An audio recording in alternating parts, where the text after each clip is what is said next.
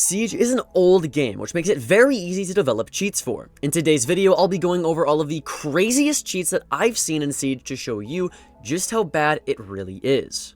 One of the most notorious cheats for Siege in the past years has been being able to shoot maverick holes from your guns. This cheat is exactly what I just said. You could get a gun, and every time you shot a bullet, it could go through reinforcements because the cheater actually coded in the ability to make maverick holes with the bullets. So if you thought about, hey, maybe I'll get behind a reinforcement so the cheater can't shoot me there, that's not going to work because he can shoot through reinforcements now, and it makes mav holes. So if you ever needed to get a wall open, cheaters with LMGs and this cheat could easily get a wall open, so you wouldn't need to bring a breacher. It was really, really nice, again, to kill people who were maybe hiding behind reinforcements and getting walls open. So it was a multi-purpose cheat, and it was very easy to get. And I'm saying that because the majority of the Siege community that was cheating had this cheat at the time. So I'd imagine it was pretty cheap and easy to get, like most Siege cheats are, unfortunately. But it was one that was plaguing the game back in year 5 and year 6 specifically that I definitely thought I needed to go over. Something else I definitely think I need to go over is our next cheat, which is huge shotgun holes with your bullets. It's sort of the same type of cheat as the last one, where you're just coding the bullet to do a different thing, but instead of making maverick holes, you're just making huge shotgun holes with one bullet.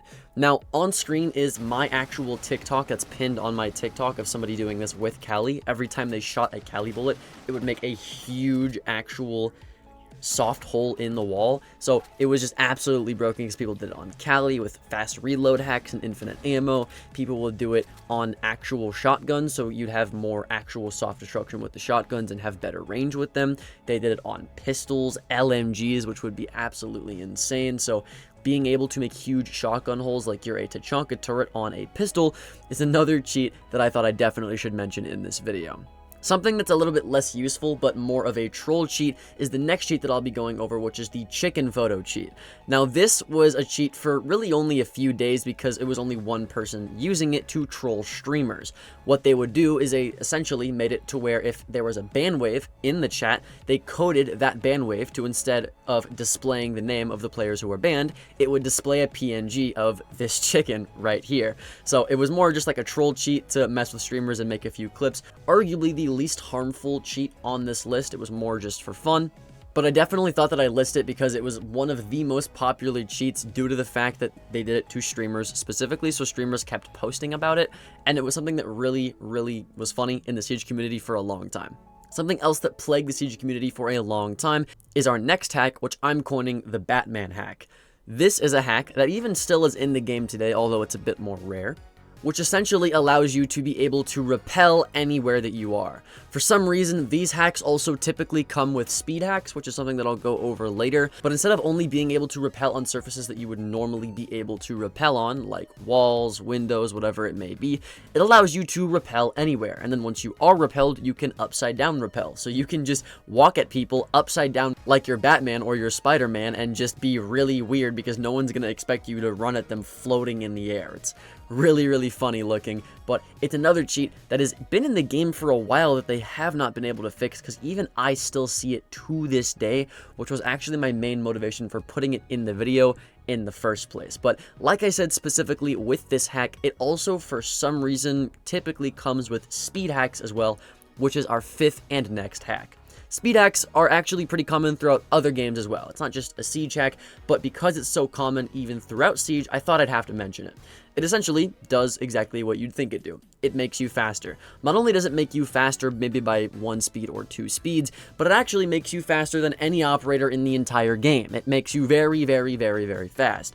People love to do this with Monty or with Clash, 2 shield operators that are typically really slow, and you just walk at people really quickly with these shield operators. Now with the shield rework, whenever you could just walk at people with your shield up and you don't need it extended and you can just melee them for free, this has become even more powerful. It's really kind of funny to look at as well, because I'll see Callies who have like 360 aimbot speed hacks, so they're just zooming across the map, doing 360s at a rate that I have never even seen before, and just insta-sniping people like they're trying out for the Call of Duty squad in phase. But it was just, it's probably one of the most common hacks that you can get in the entire game just because of how fun it is to use. Something that is the most common hack, though, other than that hack, is just plain wall hacks. Now, I know that this isn't something that is historically just a Rainbow Six Siege cheat, but like I said, it is super common, so I definitely thought I had to include it in this video. Arguably, it is, again, like I said, the most common hack there is. Wall hacks allow you to see through walls. It's that simple. And with wall hacks come with other hacks that are packaged inside of that, but I'll talk about that a little bit later. Wall hacks make it to where you can see the outline or the actual hitbox of a player through many walls so that you're able to pre-fire them and know exactly where they are without them having any information on where you are. Now, typically, wall hackers come in many shapes and sizes. Other than them being fat and smelly, they usually come in a way where they're not going to actually try and show you that they're wall hacking. They're just going to closet it and make it very, very subtle so that you don't know that they're cheating. But if you make a wall hacker mad enough, they'll just go below you and start blatantly shooting you through floors or ceilings. So you have to be careful with these hackers specifically. If you know that they are hacking, don't call them out. Don't start raging at them. Just try to counter them as much as possible because they will start rage toggling, which can make it even more unwinnable when you go against these cheaters. And because, again, of how common it is that it happens, I'm in champ lobbies. It's about a 2 out of 4 chance that I get these cheaters. You want to be very careful when you're going against them because just the way that you treat these hackers can be the difference between you ranking up or you not ranking up. But it's super, super common to be able to not only see players through walls, but to even see utility through walls, which brings me into my next hack. Utility wall hacks. This goes hand in hand with normal wall hacks. If you have wall hacks, you typically probably also have utility wall hacks, but it makes it to where you're able to see Elysian traps, Kapkan traps, you're able to see bulletproof cameras, Valkyrie cameras, whatever it may be. You can see every piece of utility. This is due to the fact that most people, when they were going against wall hackers, would just play trap operators like Kapkan, Legion, Frost to slow wall hackers down. Because if you have wall hacks on people, you're just going to run at them, right? Because you know you're going to win the gunfight. Why would you play slowly? If someone's running around and not playing slowly, and then they typically aren't looking out for traps, and they'll die to traps very often, which is why wall hacks now come with the ability to see utility so that they don't actually die to Kapkan traps anymore, which is why you get a lot less value when you're using trap operators against wall hackers, which is why, personally, I recommend you run shield operators. But that's just my opinion. Anyways, you get the idea. Seeing utility with wall hacks is also another hack that a lot of people didn't know existed, but trust me, it does exist. Stop playing Kapkan against cheaters and start playing Clash. Speaking of shields, our next hack is being able to shoot your gun while behind your shield as a hack in Siege. So if you're playing Monty, you can have your shield fully extended and still be able to shoot people with your pistol. This means you can shoot them and they literally can't shoot you back, and that is absolutely broken, especially in a one-shot headshot game like Siege, where they literally can't do anything about it. Not only is this exclusive to Monty, but you can do it on someone much scarier like Blitz, you could even do it on Fuse with his shield, and you can really even do it on Clash, so you can slow people down as Clash and then shoot them with your gun without them being able to shoot you back. Now, this was a hack that was much more prominent earlier into the game because it was actually a glitch that you could exploit without having to hack the game, and because of that and because of how common it was, hackers thought that it would be a good idea to just make it a hack instead of a glitch that you had to do. But because now that that's not in the game, those hackers don't have that bright idea as much anymore, so you don't see as many people doing this, but it definitely is still something that they do to this day that I thought I needed to mention in this video. Something else that I need to mention in this video is just aimbotting. This is the second most common cheat that you will see in not only Siege, but in every other game. Second, of course, to wall hacks.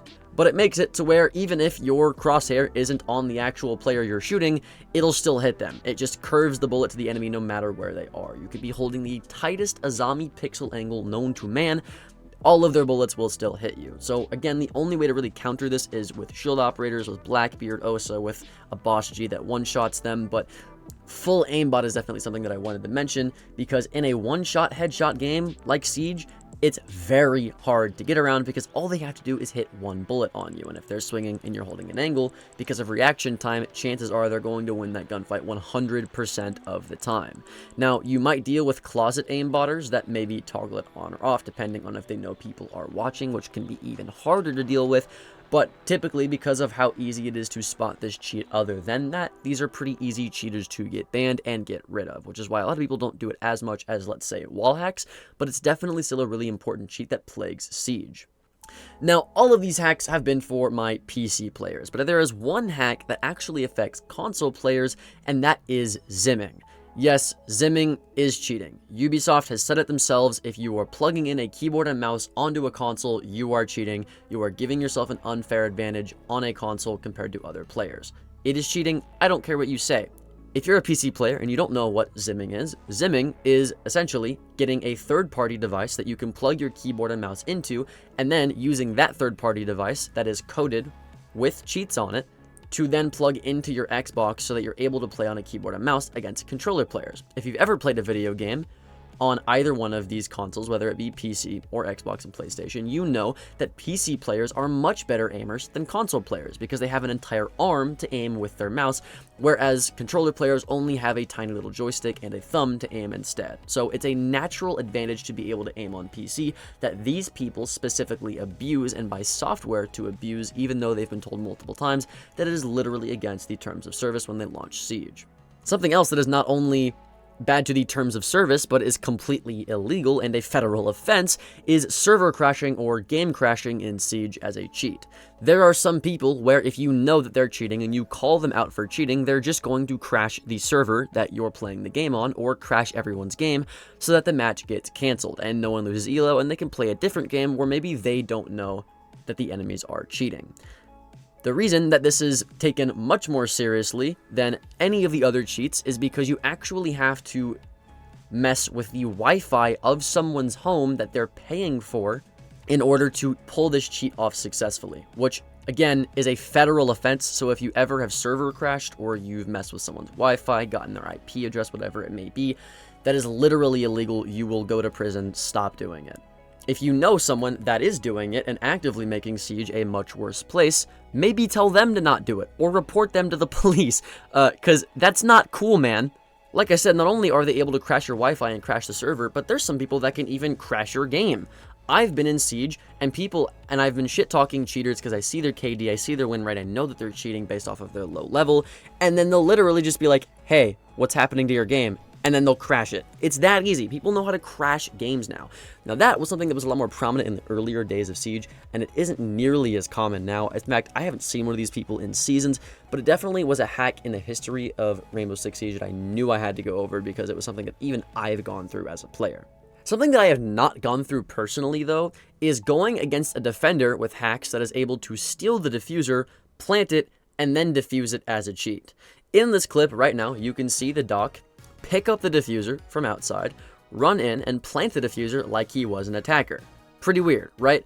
Not only that, but he can also defuse a diffuser. So as long as he's able to get that diffuser planted, then he's able to defuse it as long as no one that is attacking is on site, and he's able to win the game.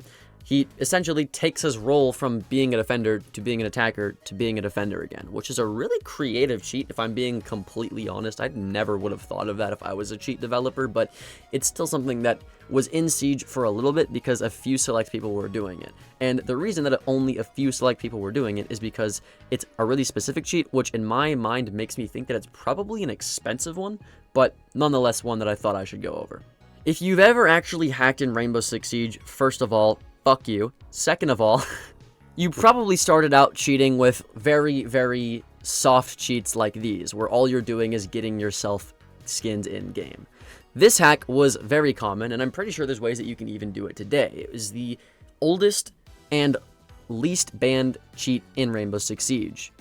You essentially could just change your game files around a little bit in your computer and make it to where you had every single elite skin in the game. And because you were doing it on the own game files that you downloaded, technically it isn't really that big of a cheat if it is technically cheating at all.